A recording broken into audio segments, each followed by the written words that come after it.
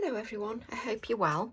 Welcome to snippet number 35, and as per usual I'm using a 4x6 inch piece of Pink Frog smooth card, so it's 4x6, and what I'm going to do to start is use my Mermaid Lagoon Distress Oxide ink, mainly because that's on my desk. And what I'm going to do is take a piece of card, just any random piece of card. As you can see, it's scrap card.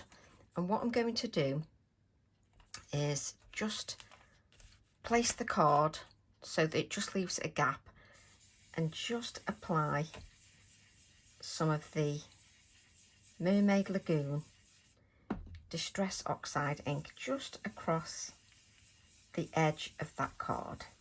So it's going to be sort of grounding my image just in a little bit of a different way. Let's just...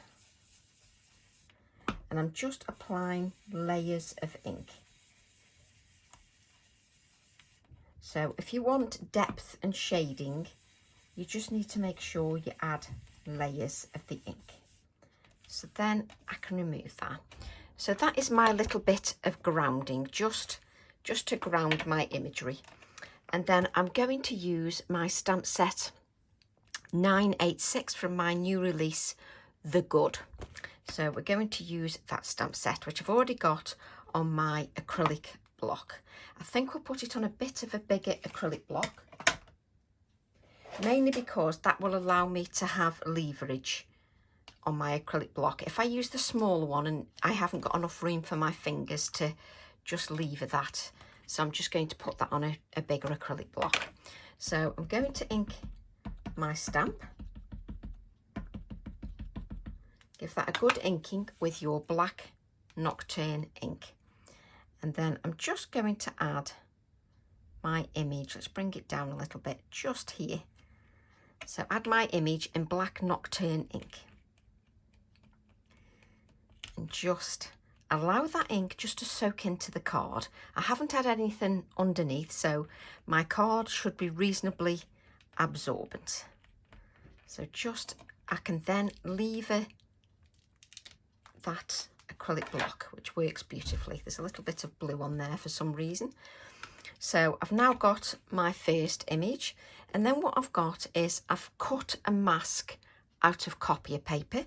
So I'm just going to place that mask. You can use masking sheets if you want. I've just used a piece of copier paper, whatever makes you happy. So I'm inking the stamp once again. Let's ink that stamp once again, and then I'm going to stamp just at an angle, just my second flower. So just stamp that at an angle. Again, just allowing that just to soak in to the card. To be fair, it's a very easy image to use, and the copier mask has come off. So there you can see you've got one flower behind the other flower, which is just what I want. And then what I've done is I've stamped the flower a third time, and then I've coloured it with Inktense pencils. So I've coloured it with Mango 0245, Mango, and then my second colour is Wild Flame 0313 and Persian Red 0330. And I've just layered the colours onto my card and then just blended them with water. So then what I'm going to do is just add my third image. Just bring this down. I like to play a little bit. So I just want to, do I want it up here or just like that, just so you can see. So what you can do is you can either leave it at that stage if you wish. It's entirely up to you, but I'm going to raise that flower a little bit, just a touch. But before I do that, I'm just going to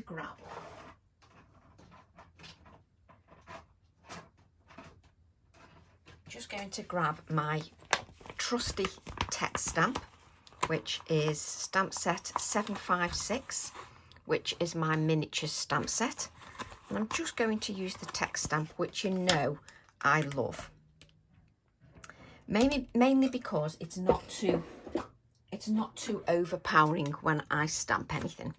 So I'm just going to add a little bit of stamping. We don't want it on the acrylic block, just to give me a little bit more random stamping.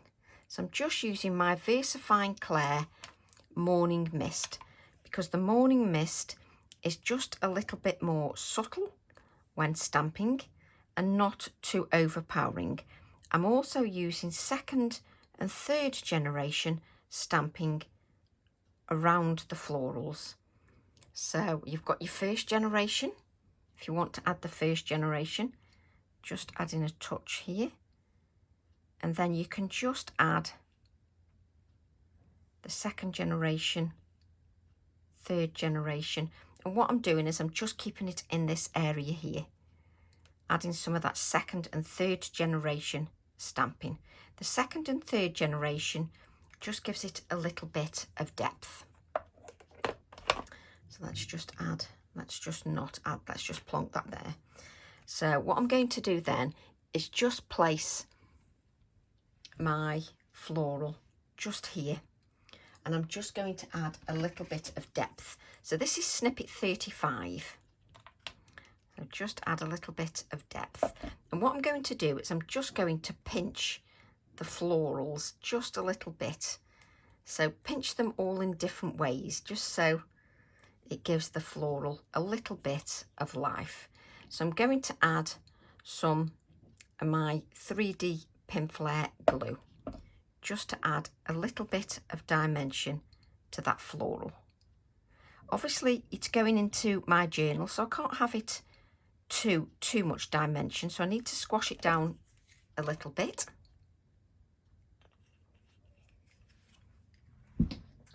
And then we'll take my little mouse. So it's the mouse stamp, which is 811, which is cute mouse. And I'm just going to use one of my little mice. So I want that one. Just going to add a little mouse. So let's just get this in the right place. And I'm going to stamp that in black because I want that in the foreground. So just add the little mouse, and we'll just add the little mouse here. Again, just allow that ink just to soak into there. There we go. Just allow it to soak in. So what I'm going to do now is, she says, I'm going to grab a little piece of cotton dry foam. You can use your brushes or whichever you want.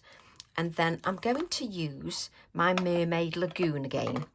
So I'm going to pick up my Mermaid Lagoon, but I'm going to pinch my cotton dry foam.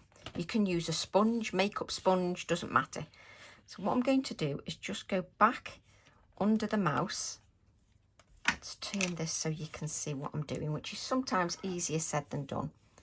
So just take the mouse, and then I'm just going to dab just under the mouse to give it a little bit more grounding, just to ground it in a little bit of a different way than I normally do. Same with the florals. Don't worry if you move it a little bit. It's absolutely fine because you can just move it back again. So I'm just adding a little bit more darkness where the florals are, just so you can see that. So we'll then grab another piece of scrap card, and then on the same stamp set, The Good, there are some lovely sentiments. Grown with love, focus on the good, and there's also another sentiment as well. So what I'm going to do is frantically hunt the stamp now, because I just put it on one side. So I think I'll put Grown with Love. So we'll take that mouse stamp off. Obviously, if you're going to be touching stamps, just make sure that your hands are clean. So I'll take the stamp set which we will ink in black ink. Just ink that in black ink. No, Tracy, that is grey ink. Try to reach for your black ink, unlike Tracy. But these sentiments are very fine, so they don't need much inking. They're a very fine sentiment. So let's just cut that out.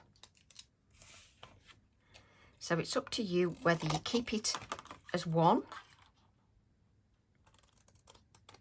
like so, or whether you cut the words out separately. But it's a lovely, fine sentiment, so it doesn't overpower what you're doing. And I'm going to add this here to give balance to my mouse. So let's just add that there, like so. And for once, we'll actually give that a couple of seconds just to dry. So what we're going to do then is just take a gel pen. Let's make sure it's working. Just add a couple of little white touches just to our floral and to our little mouse. I'm just adding some dots, and then I'm just going to add a little touch of white here and there.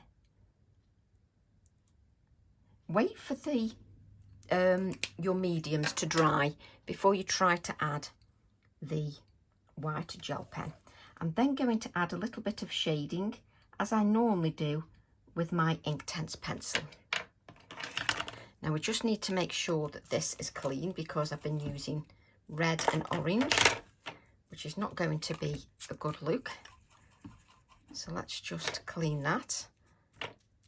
And then you're just going to just add, take off the excess, and then just add a little bit of shading under there, under your sentiment. And then your final touch is to add some splatters. I've been using this in my class recently. Recently, the other day. So we'll just add, I think my Posca pen is actually running out a little bit, so I do need to buy another one. That's better. There we go. So just add some white splatters to your card. Let's just, so that will become your snippet 35. But let's look at snippet 33 and 34 and how different we are going with our projects. This was snippet 33. This was snippet 34. And now we've gone for something totally different with snippet 35. So I hope you've enjoyed that, and we'll probably use the same flower again for snippet 36, but this is your snippet 35. Love to all, and I'll see you all soon. Bye for now.